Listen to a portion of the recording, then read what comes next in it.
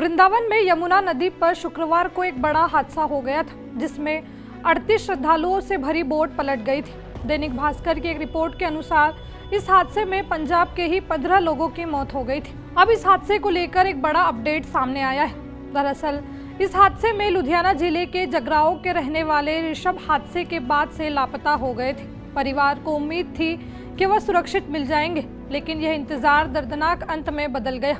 करीब 3 दिनों तक ऋषभ के पिता और परिजन यमुना किनारे बेटे की तलाश में डटे रहे। हर आती जाती लहर में उम्मीद तलाशते रहे, लेकिन रविवार सुबह 8:30 बजे पुलिस ने वृंदावन के चामुंडा घाट के पास से उनका शव बरामद कर लिया। यह खबर मिलते ही परिवार पर दुखों का पहाड़ टूट पड़ा।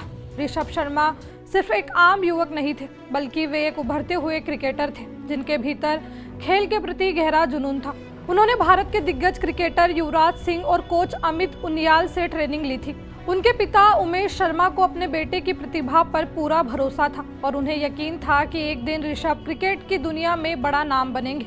खेल के साथ साथ ऋषभ पढ़ाई में भी बेहद होनहार थे और LLB की पढ़ाई कर रहे थे। इतना ही नहीं, वह चंडीगढ़ की एक क्रिकेट एकेडमी में बच्चों को कोचिंग भी देते थे, जहां वह न सिर्फ अपनी स्किल्स को निखार रहे थे, बल्कि आने वाली पीढ़ी को भी खेल के प्रति प्रेरित कर रहे थे। उनके सपनों में सिर्फ उनका खुद का भविष्य नहीं, बल्कि पूरे परिवार की उम्मीदें भी जुड़ी हुई थी।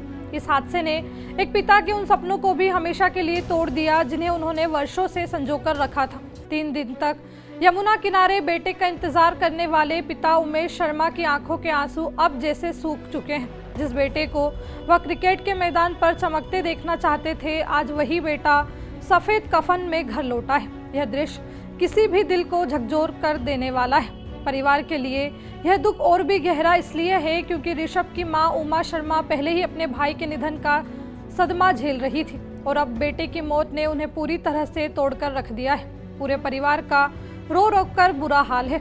लिहाजा यमुना नदी पर हुए इस हादसे ने एक बार फिर प्रशासन और सुरक्षा इंतजामों पर सवाल खड़े कर दिए। श्रद्धालुओं की भारी संख्या और नाव के संचालन के बावजूद यदि सुरक्षा के पर्याप्त इंतजाम नहीं किए जाते हैं, तो इस तरह की घटनाएं बार बार सामने आती रहेगी।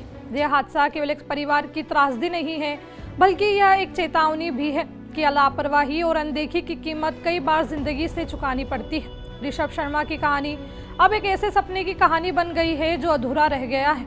एक ऐसा सपना जिसमें एक पिता ने अपने बेटे को ऊंचाइयों पर पहुंचते देखने की उम्मीद पाली थी, लेकिन किस्मत ने उसे बीच रास्ते में ही छीन लिया।